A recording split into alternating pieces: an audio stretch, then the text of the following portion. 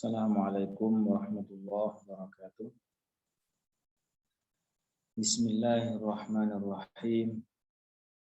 Alhamdulillahi rabbil alamin. Wa sallallahu wa sallama ala rasulihil amin. Wa ala alihi wa sahbihi ajma'in. Allahumma la sahla illa ma ja'altahu sahla. Wa anta ya hayyu ya qayyum taj'alul hazna in syi'ta sahla. Allahumma rzuqna al-ikhlasa fil niyyati wal qawli wal amal. Teman-teman yang dirahmati oleh Allah Subhanahu wa taala, alhamdulillah kita bersyukur kepada Allah Subhanahu wa taala dikarenakan hingga saat ini Allah taala memberikan nikmat iman, Islam, kesehatan, kesempatan, sehingga kita bisa sama-sama berkumpul walaupun hanya di Zoom ini dalam rangka mudzakarah ilmu agama. Teman-teman sekalian, pada pertemuan sebelumnya kita sudah membahas tentang beberapa hal yang dikecualikan dari kufur perkataan. Nah, jadi terkadang ada seseorang yang mengatakan perkataan kufur, terkadang ini ya, bukan semuanya. Terkadang ada orang yang mengatakan perkataan kufur, kemudian dia itu tidak dihukumi keluar dari agama Islam. Nah, ini terkadang seperti itu. Dan ini hanya beberapa keadaan. Ya, sebelumnya kita sudah sebutkan, di antaranya adalah ketika seseorang salah ucap, ya, kemudian ketika hilang akal, mengatakan perkataan kufur dalam keadaan hilang akal, atau ketika ia menceritakan tentang kekufuran orang lain dan memakai adat hikayah, begitu ya, serta tidak ridha terhadap perkataan kufur tersebut. Nah, sekarang pengecualian yang berikutnya ini yang akan kita bahas pada kesempatan kali ini, yaitu ketika seseorang salah mentakwil sebuah ayat ataupun sebuah hadis. Nah, ini kita sudah sebutkan pengantarnya ya pada pertemuan sebelumnya. Insyaallah taala pada kesempatan kali ini kita akan langsung masuk kepada kitabnya, yaitu karangan guru kita Al-Alim Al-Muhaddits Asy-Syaikh Abdullah Al-Harari rahmatullahi alaihi. Bagi yang punya kitabnya silakan dibuka. Kalau yang belum punya bisa lihat di layar.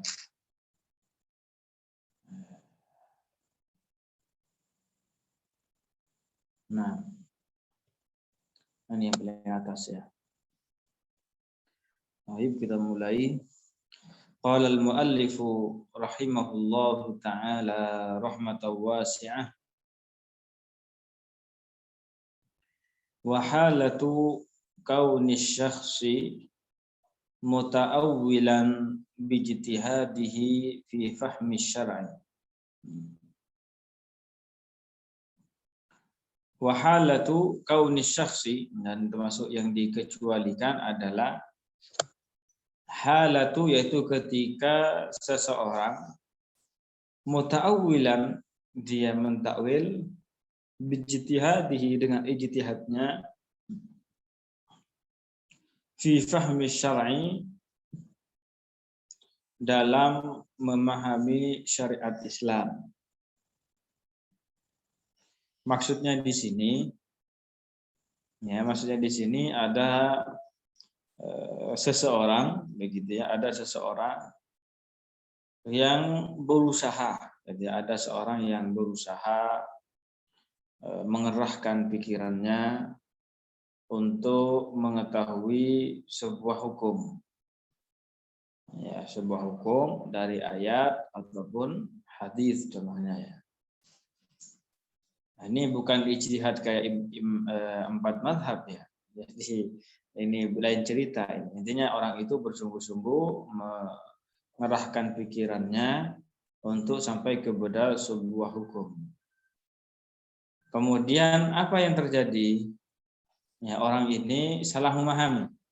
Nah, orang ini bertemu dengan ayat contohnya atau bertemu dengan sebuah hadis, kemudian ia memahami ayat tersebut atau hadis tersebut tidak sesuai dengan ajaran yang benar. Artinya dia itu pemahamannya salah ya, terhadap ayat tersebut dan juga terhadap hadis tadi. Cuma yang ada dalam pikirannya itu, ya cuma yang dia yakini itu, bahwasanya ayat tersebut memang seperti itu maknanya. Ya, hadis tersebut memang seperti itu maknanya, seperti yang dia pahami. Dan dia tidak tahu, ya, dia tidak tahu bahwasanya salah. Pemahaman tersebut bertentangan dengan hukum Islam. Dia tidak tahu itu. Dia tidak tahu itu. Maka dalam keadaan seperti ini, orang tersebut tidak dihukumi keluar dari Islam. Nah, contohnya apa? Dia memahami dari sebuah ayat bahwasanya perbuatan tertentu tidak wajib. Padahal perbuatan tersebut ya wajib hukumnya. Kemudian dia mengatakan perbuatan ini tidak wajib. Lah perkataan ini ketika dia bilang perbuatan ini tidak wajib padahal perbuatan itu wajib. Nah, ini perkataannya perkataan kufur. Nah ini, jadi perkataannya ini perkataan kufur. Tetapi orang yang mengatakan perkataan tersebut dikarenakan dia itu salah dalam memahami sebuah ayat, ya, maka orang ini tidak dihukumi keluar dari Islam. Jadi perkataannya itu kufur, tetapi orang yang mengatakannya dalam kasus yang kita sebutkan tadi, ini tidak dihukumi keluar dari agama Islam. Ya, bisa dipahami ya. Cuma di sini tidak mutlak seperti itu. Ya, tidak semua orang yang salah paham dalam memahami ayat tidak dihukumi keluar dari Islam. Saya ulangi lagi, tidak semua orang yang salah paham terhadap dalam sebuah ayat contohnya tidak dihukumi keluar dari Islam. Ya. Makanya di sini apa perkataan muallif, fa innahu la yakfurul muta'awwilu, maka sesungguhnya orang yang mentakwil tadi itu tidak dihukumi keluar dari Islam illa idza kana ta'awwuluhu fil qat'iyat, kecuali apabila takwilnya itu dalam permasalahan qat'iyat. Ya, yang sudah permasalahan yang tetap dengan dalil-dalil yang qat'i, dengan dalil-dalil yang pasti. Fa akhta'ah, maka kemudian dia salah. Fa innahu la yu'dzaru, maka sesungguhnya orang ini tidak dimaafkan. Artinya ketika kita bilang la yu'dzar, tidak dimaafkan, maksudnya apa? Orang tersebut dihukumi keluar dari agama Islam. Kata'awulil ladzina qalu biqidamil alami wa azaliyatihi, seperti halnya takwilannya orang-orang yang mengatakan bahwasanya alam ini azali. Kabini Taimiyah, seperti Ibnu Taimiyah. Jadi begini. Sekarang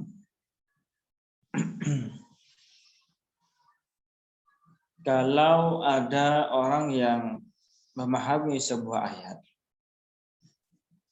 dia mentakwil sebuah ayat, kemudian apa? Pemahamannya itu salah. Takwilannya salah. Tetapi permasalahannya itu Ya, dalam permasalahan apa? Permasalahan yang qat'i. Nah, yaitu permasalahan yang telah tetap dengan dalil qat'i. Ya. Dalam hal ini, ya, dalam al-qat'iyah di sini yang dimaksud al-qat'iyah di sini apa? Suatu permasalahan yang bisa diketahui hanya dengan akal saja. Maksudnya apa? Hanya dengan memakai akal saja kita bisa mengetahuinya. Ya, seperti halnya tentang masalah tauhid, mengesahkan Allah Ta'ala dari sekutu. Ini mengesahkan Allah dari sekutu. Kalau kita memutar akal saja, ini kita akan sampai kepada hal itu. Di samping memang dalam Al-Quran sangat banyak sekali, kan begitu. Contohnya bahwasanya Allah Ta'ala tidak serupa dengan makhluknya. Hal ini kalau kita pikir dengan akal, kita gunakan akal kita, walaupun tidak dengar Quran, belum pernah dengar ayatnya, belum pernah dengar hadisnya, kita hanya memakai akal saja. Jadi kita akan sampai bahwasanya Allah itu tidak serupa dengan makhluknya. Nah, ini qat'i ini. Ini yang maksud dengan qat'i dalam kasus kita ini. Seperti halnya lagi bahwasanya Allah Ta'ala itu bukan benda, Allah Ta'ala itu tidak butuh kepada tempat, tidak bertempat. Hal ini bisa kalau kita mikir dengan akal, maksud kita betul gunakan akal itu, kita akan sampai bahwasanya hal ini adalah keyakinan umat Islam. Nah, begitu. Lah, apa demikian pula tentang masalah Nabi. Nah, tentang masalah Nabi, bahwasanya Nabi Muhammad itu adalah pasti jujur, ya, pasti jujur, pasti amanah. Hal ini bisa diketahui dengan akal. Nah, jika ada orang memahami sebuah ayat, kemudian apa? Ternyata dia salah dalam memahami ayat tersebut dan menafikan tauhid Allah Ta'ala. Dan pemahaman yang salah tadi itu menyebabkan apa? Dia tidak mentauhidkan Allah Ta'ala lagi. Dia tidak mentauhidkan Allah Ta'ala lagi. Atau dia itu tidak mengakui ya kejujuran Nabi Muhammad. Maka dalam keadaan seperti ini, orang tersebut dihukumi keluar dari agama Islam. Ya, orang ini dihukumi keluar dari agama Islam, walaupun dia itu salah memahami sebuah ayat. Walaupun dia itu salah dalam memahami hadis Rasulullah. Nah, ini bisa difahami ya.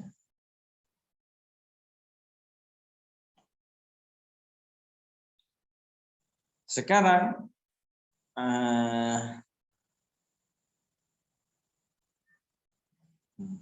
sedangkan saya tambahin dulu sedikit penjelasannya. Sedangkan kalau ada suatu permasalahan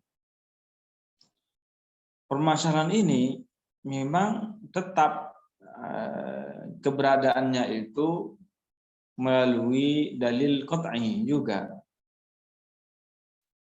Tetapi dia itu tidak bisa diketahui jika hanya memakai akal. Artinya apa? Artinya hal tersebut hanya bisa diketahui jika mendengar dari Al-Quran, jika mendengar dari hadis, hanya bisa diketahui dengan naql, hanya bisa diketahui dengan riwayat. Kalau hanya memakai akal saja nggak akan sampai ke situ.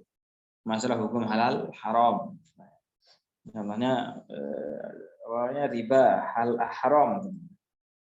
Nah, jika ada orang mengatakan riba itu halal dan dia itu memang betul-betul tidak pernah mendengar bahwasanya riba itu haram, maka orang ini tidak dihukumi keluar dari agama Islam.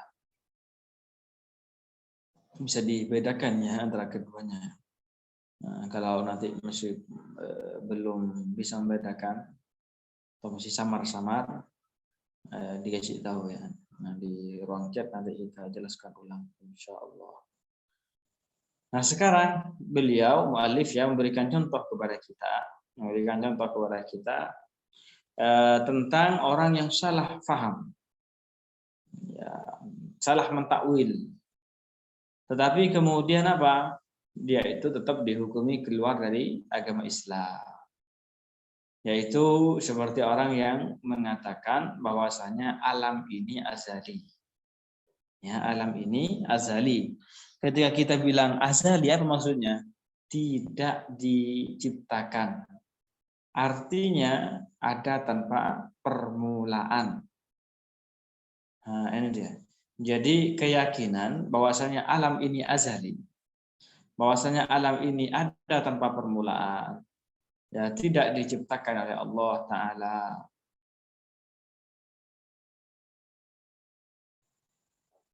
Maka orang ini dihukumi keluar dari agama Islam.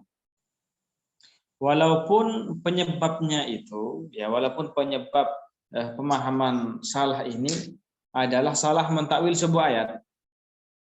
Ya, dia contohnya salah mentakwil sebuah ayat. Ya, contohnya dia salah dalam mentakwil sebuah ayat. Atau salah dalam memahami sebuah ayat. Ya, kemudian setelah itu dia sampai kepada kesimpulan bahwasanya Allah Ta'ala itu tidak diciptakan oleh Allah. Alam ini ada tanpa permulaan. Maka orang ini dihukumi keluar dari agama Islam. Ya, karena ketika orang, coba ini ya, ketika orang itu mengatakan bahwasanya alam ini tidak diciptakan oleh Allah, maksudnya bahwasanya alam ini ada tanpa permulaan, apa maknanya itu? Maknanya itu dahsyat sekali, bahaya sekali. Karena maknanya itu pertama, berarti orang ini menyekutukan Allah Ta'ala dengan alam. Menyekutukan ini. Mensyirikkan Allah Ta'ala dengan alam. Dari segi apa? Dari segi kedua-duanya ini sama-sama ada tanpa permulaan. Berarti mereka itu mengatakan alam ini ada tanpa permulaan sebagaimana Allah Ta'ala ada tanpa permulaan. Ini syirik. Kan begitu. Yang kedua apa? Coba konsekuensi dari perkataan ini. Konsekuensi dari perkataan ini bahwasanya orang tersebut menafikan sifat menciptakan bagi Allah Ta'ala. Orang ini menafikan sifat menciptakan bagi Allah Ta'ala. Ya, karena alam ini kan ada tanpa permulaan, berarti kan tidak diciptakan oleh Allah. Kalau begitu Allah bukan pencipta. Makanya di sini, ya, keyakinan ini adalah keyakinan yang sangat buruk. Ya, keyakinan ini keyakinan kufur yang mengeluarkan seorang dari Islam. Nah, hanya Al-Imam Az-Zarkashi dalam kitabnya Tasnif Al-Masami', Al-Masami' beliau mengatakan apa? Waqad dhallalahumul muslimuna fi dzalika wa kaffaruhum. Dan orang-orang muslim telah bersepakat bahwasanya orang yang mengatakan alam ini azali, ada tanpa permulaan, mereka ini dihukumi sesat. Wa kaffaruhum, dan juga para ulama Islam telah mengkafirkan mereka. Ya, di situ. Ibnu Taimiyah, seperti Ibnu Taimiyah. Nah, Ibnu Taimiyah ini dalam 7 kitabnya mengatakan bahwasanya alam ini ada tanpa permulaan. Jadi Ibnu Taimiyah mengatakan bahwasanya alam ini ada tanpa permulaan, bahkan di 7 kitabnya itu.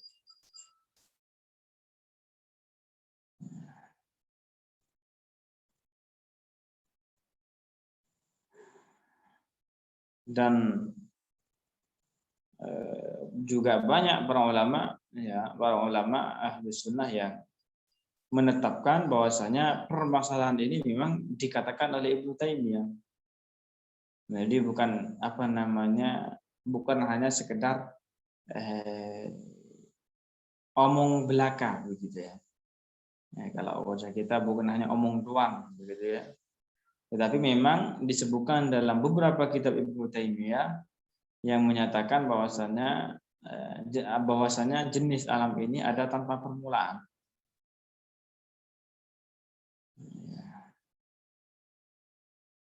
Makanya di sini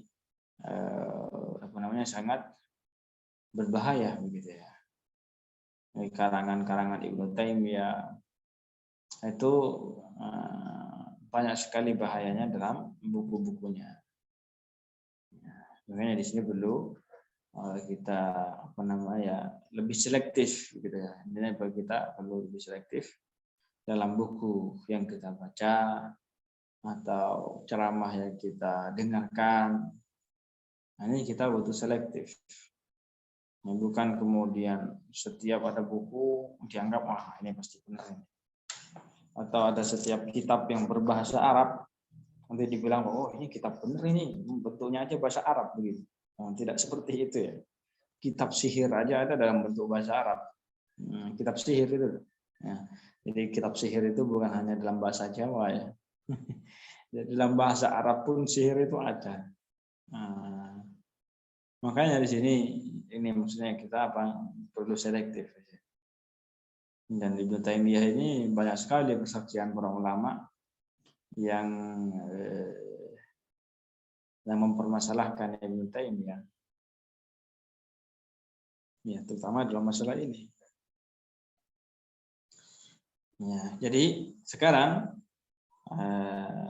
insyaallah taala mungkin tentang masalah tentang masalah jenis alam atau individu alam ya sebelum-sebelumnya sudah kita jelaskan. Nah, tapi kalau masih ada yang belum paham masalah ini, kasih tahu nanti ya. Wa amma misalu, sekarang kita lanjutkan. Wa amma misalu man la yakfuru. Sedangkan contoh orang yang tidak kufur, ya, tidak dihukumi keluar dari Islam, mimman ta'awwala, dari orang yang melakukan takwil. Ya, orang ini salah dalam mentakwil. Kemudian dikarenakan kesalahan dalam mentakwilnya ini tidak dihukumi keluar dari Islam. Nah, contohnya itu seperti siapa? Ini. Fahuwa kata awwalil ladzina mana'uz zakata. Maka hal ini adalah seperti takwilannya orang-orang yang tidak mau bayar zakat. Nah, ini dia. Seperti takwilannya orang-orang yang tidak mau bayar zakat fi ahdi Abi Bakrin, pada masa Abi Bakar. Bi anna zakata, kata mereka apa ini ya? Ini takwilannya mereka, ini omongannya mereka. Bi anna zakata, bahwasanya zakat itu wajibat fi ahdi Rasul.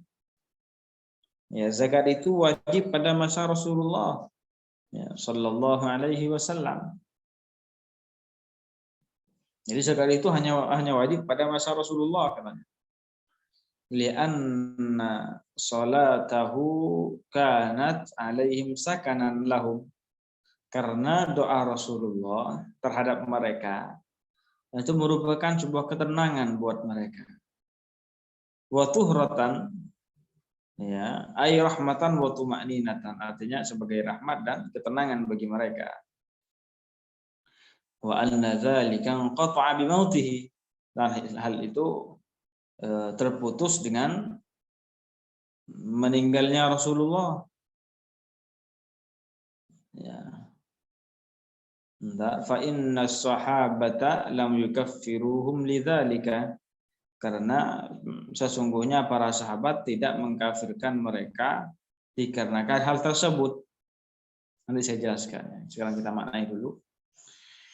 Di anna haula'i, ya, dikarenakan mereka itu fahimu min qawlihi ta'ala, mereka memahami dari firman Allah Ta'ala, khudz min amwalihim shadaqatan tutahhiruhum wa tuzakkihim biha wa shalli alaihim inna shalataka sakanul lahum. Jadi begini ya, dulu itu pada masa khilafah Abu Bakar, ada beberapa orang, bukan banyak ya, ada sekelompok orang, mereka ini tidak mau membayar zakat. Mereka memang tidak mau membayar zakat kepada Sayyidina Abu Bakar. Kenapa mereka itu tidak mau membayar zakat? Ya, dikarenakan mereka mengira bahwasanya zakat itu hanya wajib ketika Rasulullah masih hidup. Sedangkan ketika Rasulullah sudah meninggal, ini tidak wajib lagi zakat. Nah, kata mereka seperti itu. Sudah tidak ada kewajiban lagi untuk membayar zakat. Nah, sekarang ngapain saya membayar zakat? Sudah tidak wajib kok. Nggak boleh seperti itu ya. Mereka memang pahamnya seperti itu. Zakat itu hanya masa Nabi saja yang wajib. Kalau sudah ketika Nabi meninggal, itu sudah tidak wajib lagi. Nah, dari mana mereka mengambil pemahaman tersebut? Mereka salah takwil. Nah, itu. Mereka salah mentakwil. Mereka salah memahami sebuah ayat. Ya, ini tentang masalah apa hukum wajib atau tidaknya, gitu kan? Apa ayat tersebut ini? Khudz min amwalihim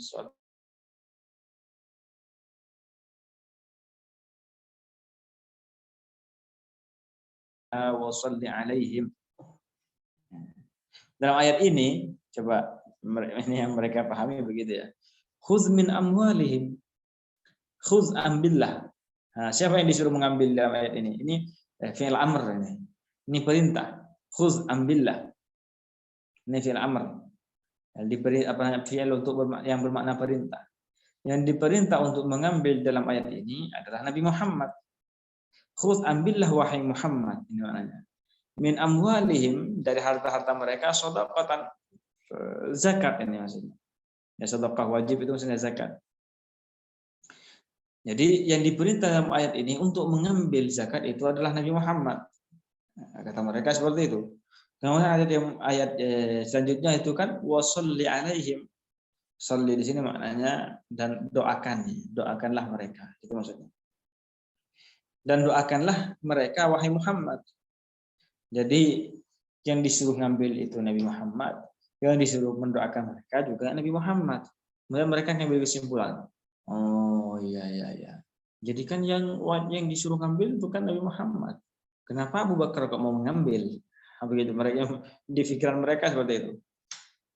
Yang disuruh ngambil itu kan Nabi Muhammad. Nabi Muhammad sudah meninggal ya sudah berarti tidak ada kewajiban lagi di sini untuk bayar zakat karena yang disuruh ngambil itu Nabi Muhammad. Nah terus kenapa Abu Bakar di sini tidak mau? Kenapa Abu Bakar di sini kok maksa saya untuk bayar zakat? Nah begitu yang mereka paham. Ini zalim ini. Nah, jadi mereka itu memahami, mengira bahwasanya yang dilakukan oleh Abu Bakar itu adalah sebuah kezaliman. Ya, karena mereka tahu zakat sudah tidak wajib kok, Nabi sudah meninggal kok. Kenapa Abu Bakar kok masih mau mengambil zakat dari kita? Sudah dan tidak wajib, ini kezaliman ini. Akhirnya apa? Karena memahami seperti itu, mereka tidak mau bayar zakat. Tidak mau, saya tidak mau bayar zakat. Nah, gitulah kalau bahasa kita sekarang. Jadi dalam kasus ini apa coba? Mereka itu mengingkari kewajiban zakat, kan begitu? Mereka mengingkari kewajiban zakat dengan mengatakan apa? Zakat tidak wajib, kan begitu? Setelah Nabi meninggal. Ini perkataan zakat tidak wajib setelah Nabi meninggal. Perkataan ini adalah perkataan kufur. Kenapa kufur? Karena di sini mengingkari hukum Islam. Karena zakat itu hakikatnya wajib setelah Nabi meninggal juga. Ini perkataan kufur. Nah, cuma apa? Perkataan ini muncul dari siapa? Muncul dari seseorang yang mereka itu salah paham dari sebuah ayat. Ya, salah memahami sebuah ayat sehingga menyampaikan mereka kepada pemahaman bahwasanya zakat itu tidak wajib setelah Nabi meninggal.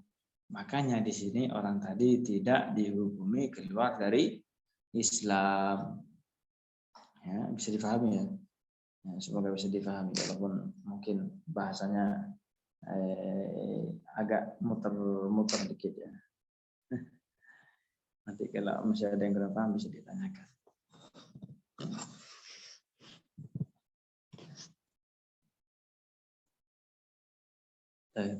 Sekarang kita baca ya dari kitabnya ini. Saya ke ataskan biar lebih mudah. Jadi dari ayat ini mereka apa yang mereka pahami? Ini yang kita baca ini yang mereka pahami gitu ya.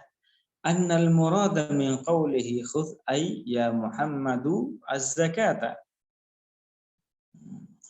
Ini yang kata mereka apa? Bahwasanya yang dimaksud dengan firman Allah Ta'ala khudh, ambillah, artinya apa? Wahai Muhammad, ambillah wahai Muhammad zakat. Litakuna idza dafa'uha ilaika sakanan lahum. Agar zakat itu ketika mereka membayar zakat tersebut itu akan menjadi sebuah kedamaian, ketenangan buat mereka. Ini yang mereka pahami. Jadi yang disuruh ngambil itu Nabi Muhammad, mereka seperti itu. Wa anna hadza la yahsulu ba'da wafatihi. Dan hal ini tidak terjadi setelah wafatnya Rasulullah. Ya. Dikarenakan yang diperintahkan untuk mengambilnya itu adalah Rasulullah dan hal ini tidak akan terjadi setelah meninggalnya Rasulullah. Kata mereka apa? Yang mereka pahami, fala yajibu alaihim daf'uha. Maka tidak wajib ya bagi atas mereka untuk membayar zakat li'annahu qad mata, dikarenakan Rasulullah sudah meninggal, wa huwal ma'muru bi akhdhiha minhum, dan beliaulah yang diperintahkan untuk mengambil zakat dari mereka. Di kata mereka yang disuruh ngambil dalam ayat ini itu adalah nabi. Nabi ini sudah meninggal. Nah, kalau seperti itu ya sudah, namanya zakatnya tidak wajib lagi karena nabinya sudah meninggal yang diperintahkan untuk ngambil. Nah, kata mereka, ngapain kok Abu Bakar nyuruh-nyuruh kita untuk membayar zakat? Nah, ini kezaliman ini. Jadi mereka itu mengira bahwasanya Sayyiduna Abu Bakar ingin mengambil harta mereka secara zalim. Nah, begitu. Walam yafhamu anna al-hukma 'amun fi hali hayatihi wa ba'da mautih. Dan mereka itu tidak memahami, tidak tahu bahwasanya hukum kewajiban zakat itu umum, baik ketika Nabi masih hidup ataupun ketika beliau sudah meninggal. Ya. Jadi itu, mereka itu tidak tahu bahwasanya zakat itu wajib walaupun Nabi setelah meninggal. Seandainya mereka tahu bahwasanya zakat itu wajib setelah mereka meninggal, setelah Rasulullah meninggal, seandainya mereka tahu ya, bahwasanya zakat itu wajib setelah Nabi meninggal. Kemudian setelah itu mereka mengatakan bahwasanya ini seandainya ini. Kemudian mereka mengatakan bahwasanya zakat itu tidak wajib setelah Nabi meninggal. Ini lain hukumnya. Ini lainnya hukum ini dihukumi kufur di sini. Tetapi kasusnya mereka itu tidak tahu bahwasanya zakat itu wajib walaupun Nabi meninggal. Nah, itu makanya di sini mereka tidak dihukumi ke Islam.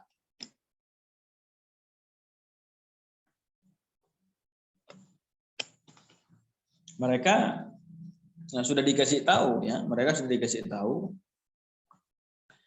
ya, bahwasanya zakat itu wajib. Tetapi mereka itu tidak percaya. Ini ayatnya kok begitu. Ngeyel gitu ya. Ini ayatnya kok. Apa namanya yang disuruh ngambil itu Nabi Muhammad kok. Gitu. Tapi kalau dikasih tahu bahwa zakat itu wajib atau enggak, sudah dikasih tahu zakat itu wajib setelah Nabi meninggal. Ya. Tapi mereka itu tidak mempercayai perkataan itu. Dikira itu hanya sekedar akal-akalan saja, begitu. Kurang lebihnya begitulah. Setelah itu apa yang terjadi? Karena mereka ini tidak mau membayar zakat, akhirnya Sayyidina Abu Bakar pada waktu itu memerangi mereka. Diperangi mereka sama Abu Bakar. Tujuannya apa? agar mereka kembali ke jalan yang lurus, ya, sehingga mereka bayar zakat. Karena ada hak wajib, ya, yang wajib mereka bayar sama harta mereka. Makanya diperangi sama Abu Bakar. Nah, makanya di sini dikatakan apa? Wa innama, ya, saya katakan lagi biar mudah.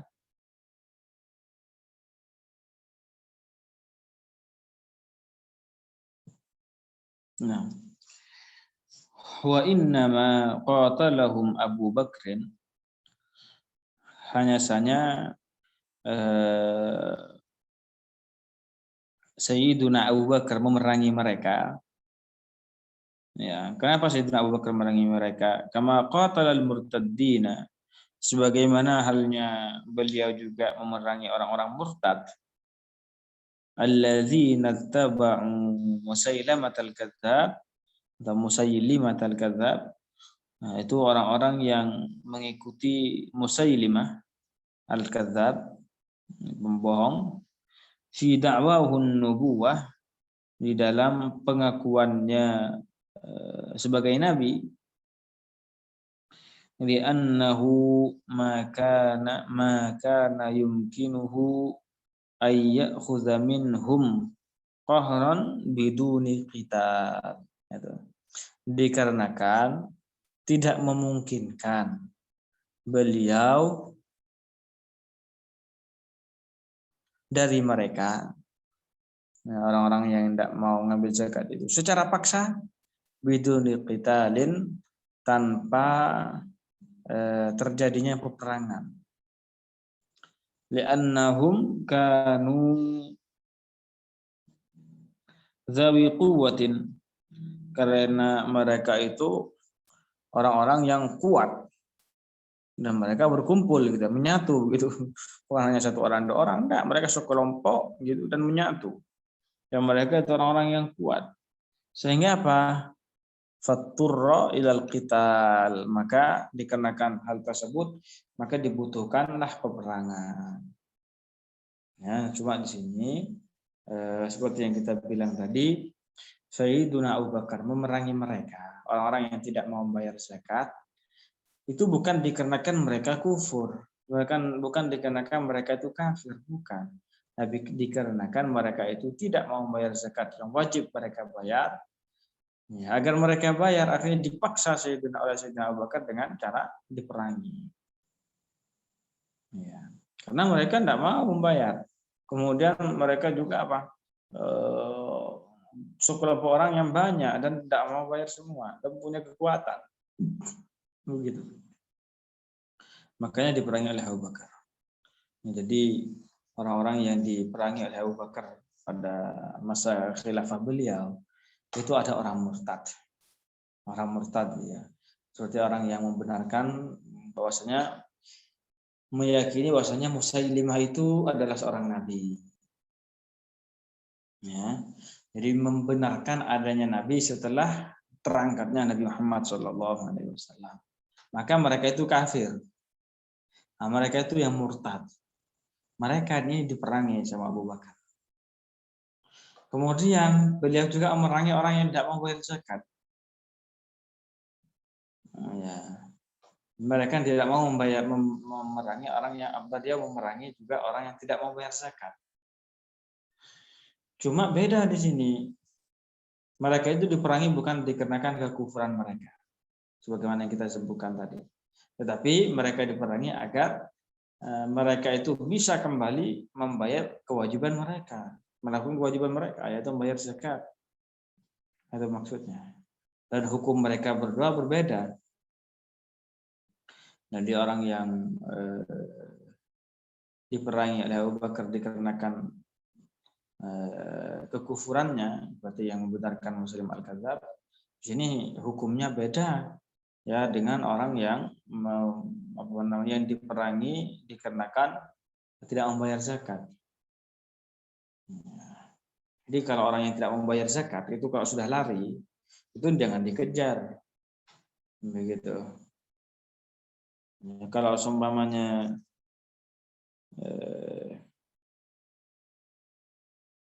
apalagi Ya, kalau seumpamanya sudah terluka begitu, sudah lemas begitu, sudah tidak bisa ngelawan lagi, jangan dibunuh. Nah, itu.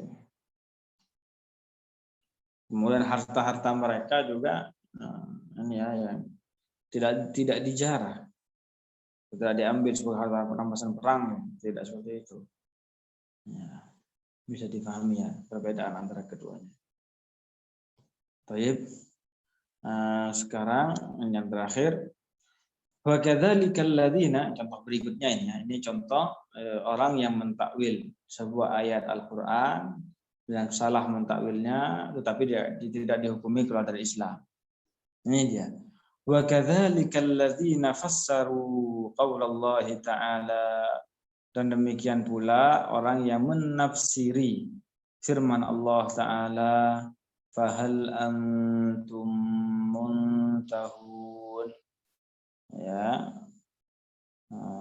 tidakkah kalian, ini ya maknanya, tidakkah kalian akan segera meninggalkan khamr, tentang khamr ini.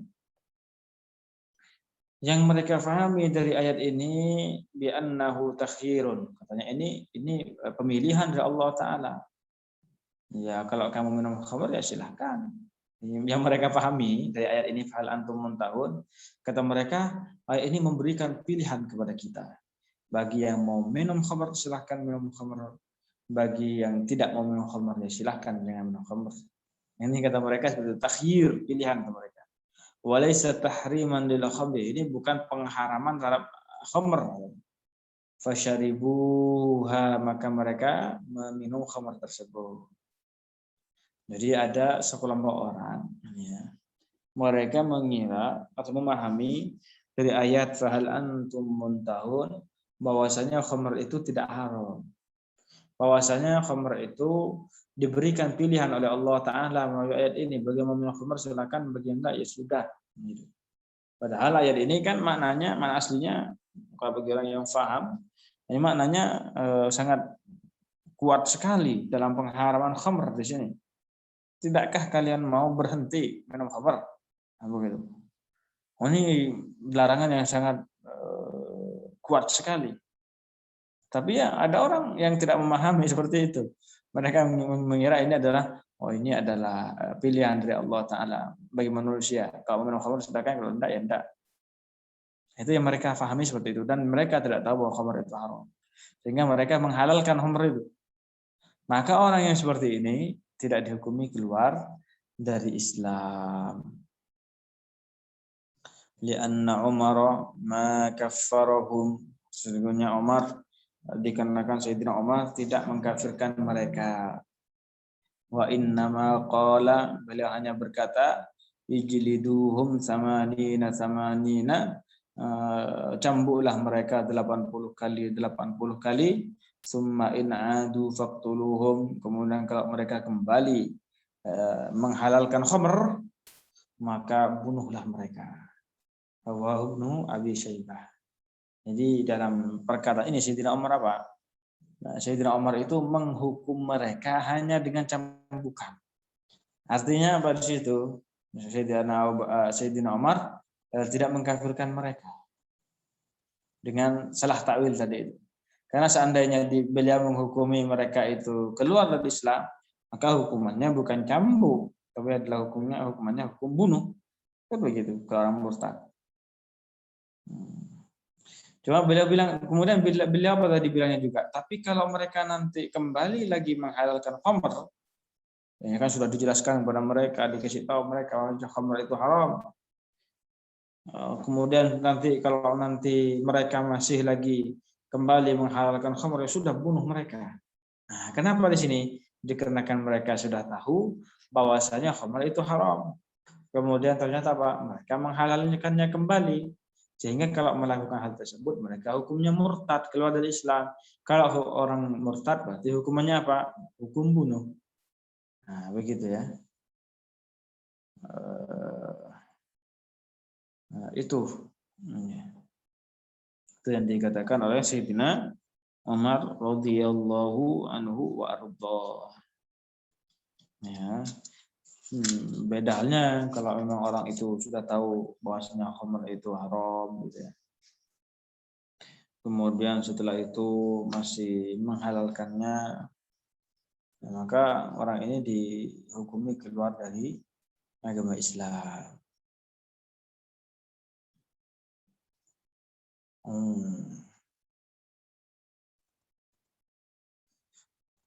Baik.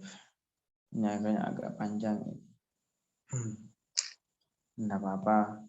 Insya Allah Ta'ala untuk kelanjutannya ya dari pembahasan kitab ini kita lanjutkan di pertemuan berikutnya. Nah, ini masih ada pembahasan sedikit tentang permasalahan yang kita bahas ini. Ini masih ada tersisa. Tapi kalau ada teman-teman yang masih ada yang kurang paham atau perlu diulang penjelasannya tentang yang kita bahas tadi, bisa dipertanyakan, bisa ditanyakan. Ini apa coba yang kita bisa ambil? Ini sambil nunggu pada ada yang bertanya. Nah, ini mengajarkan kepada kita bahwasanya kita itu tidak boleh gampang mengkafirkan seseorang. Nah, itu dia. Tidak boleh. Ini mengajarkan kepada kita bahwasanya tidak boleh bagi kita itu untuk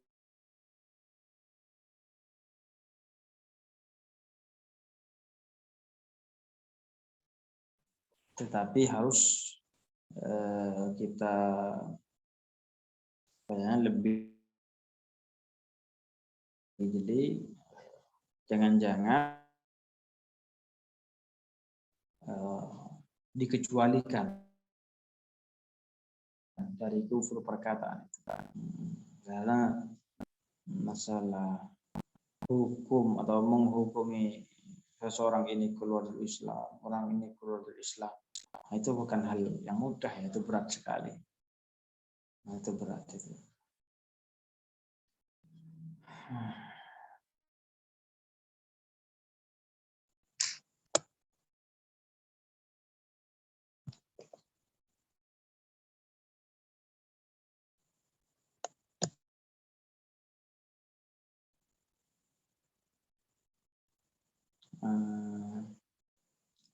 Nah, jadi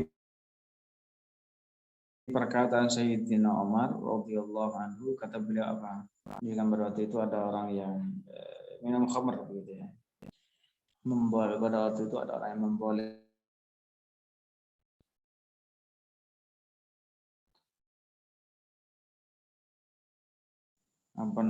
dan menghalalkannya ini dua ayat. Fahal antum muntahun begitu. Dan mereka itu tidak tahu bahwasanya khamar itu memang haram. Mereka tidak tahu itu bahwasanya khamar itu haram. Allah memberikan pilihan bagi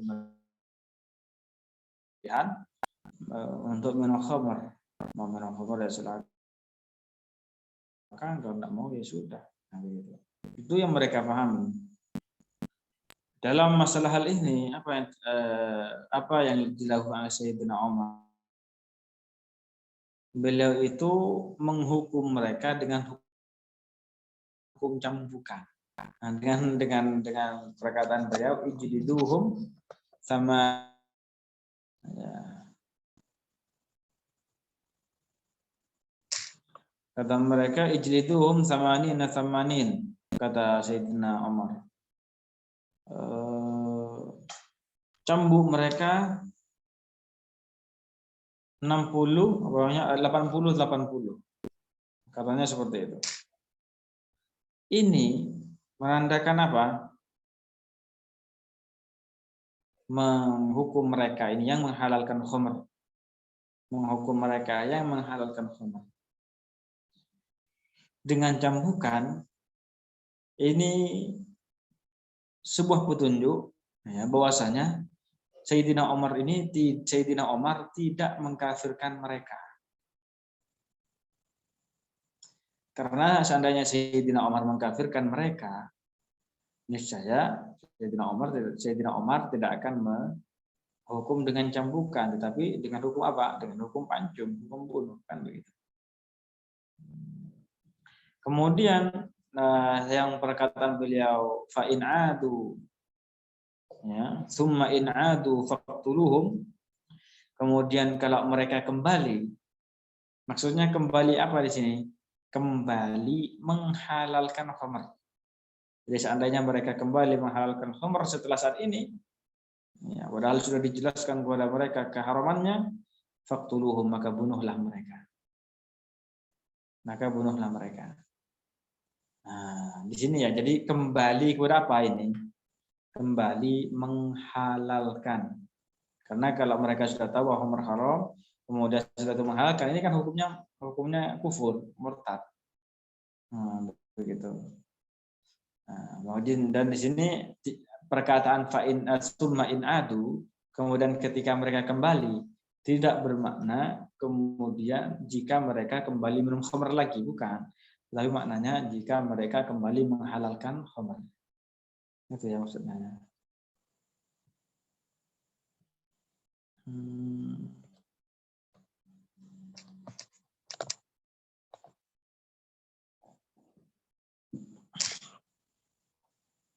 Nah, bentar ya.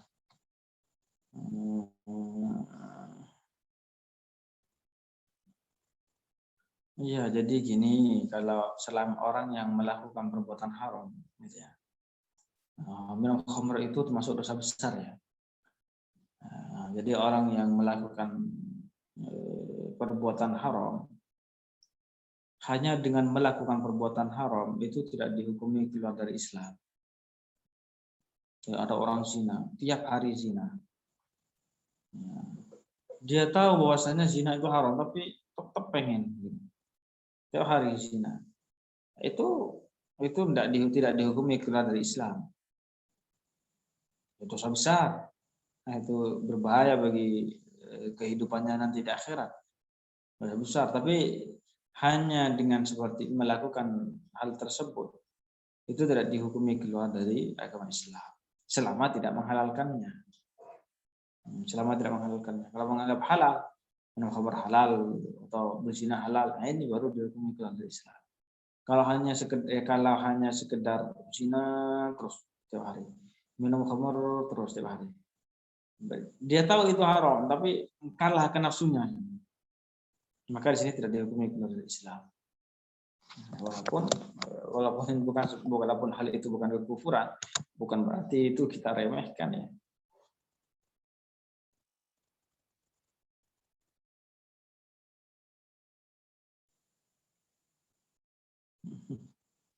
Ya kalau ya memang pada saat ini itu banyak kemaksiatan begitu ya. Ya begini, ada sebuah hadis itu,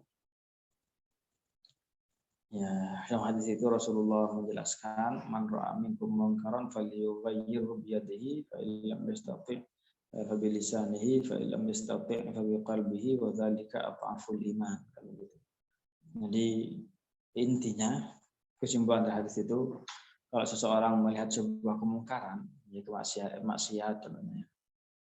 Di sini apa kewajiban dia itu? Ini kewajiban bagi yang melihatnya ya. Yang wajib itu yang melihat atau yang mengetahuinya itu punya kewajiban. Apa kewajibannya? Yaitu merubahnya.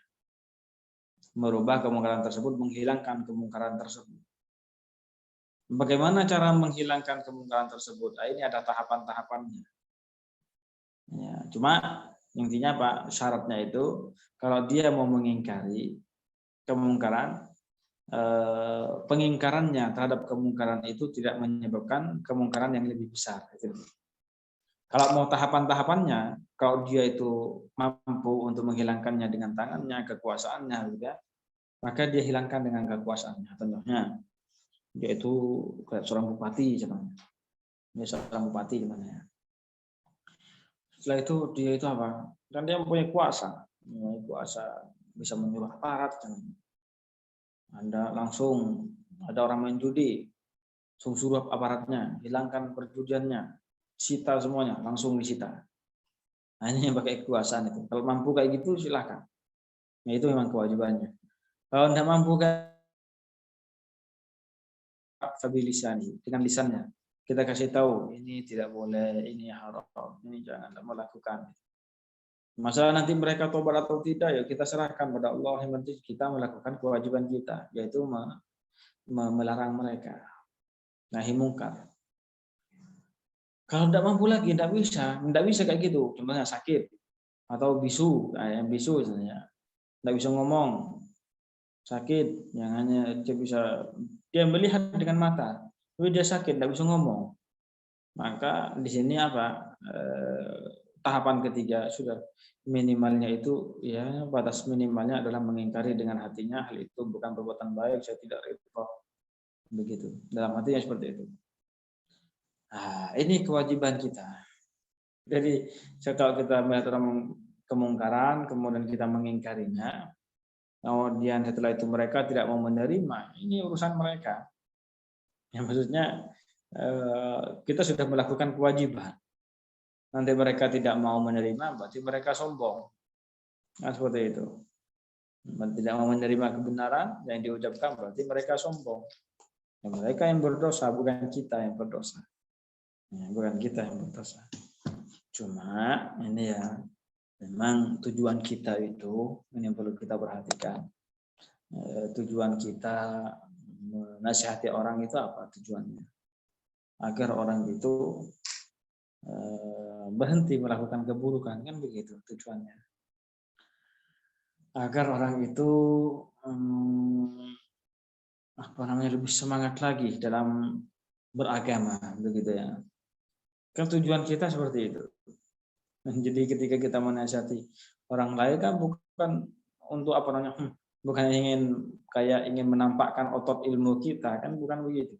Ini loh saya berilmu, sini kok saya salahkan, lihat saya otot saya ilmu saya, kan bukan begitu. Jadi tujuannya kita menasihati orang itu agar orang itu berhenti dan melakukan kemaksiatan dan terus melaksanakan ketaatan. Tujuan kita seperti itu. Dikarenakan tujuan kita seperti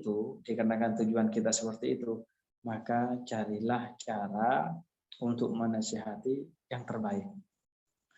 Cari nasihat yang terbaik yang sekiranya orang tersebut akan menerima dari kita. Cari caranya itu. Jadi cari caranya agar mereka mau mendengar nasihat kita tanpa mereka dan tidak menolak nasihat kita. Gimana caranya? Ada enggak? Kalau ada itu kalau kita tahu ya itu yang kita lakukan. Agar kita sampai kepada tujuan kita. Yaitu menggiring orang tersebut kepada jalan yang lurus, menjauhkannya dari jalan-jalan setan, kan begitu. Ya, makanya di sini kalau menasihati seseorang bukan kemudian langsung dihantam, pak. Terutama orang Indonesia itu. Nah, itu ingat kita orang Indonesia. Orang Indonesia itu apa istilahnya? Banyak ya, enggak semua. Banyak dari orang kita di Indonesia itu susah gitu. Kalau langsung istilahnya kalau bahasa sekarang itu langsung ke poin begitu. Kamu kayak gini, ini haram, tidak boleh kamu lakukan, tinggalkan. Nah, gitu. Kalau dia kayak gitu kan, banyak dari orang kita Indonesia itu mentalnya itu mental langsung. Begitulah banyak watak dari orang kita seperti itu. Tidak dipungkiri itu. Hanya karena kita sudah mengetahui watak orang Indonesia seperti itu, carilah jalan yang sekiranya mereka itu bisa menerimanya, walaupun memang masih agak lebih panjang jalannya begitu.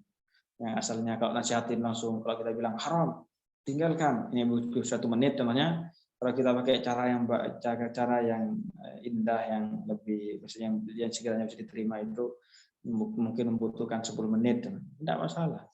Nah, begitu ya. Baik. Mungkin sampai di sini dulu. Kalau sudah tidak ada yang Mau ditanyakan lagi?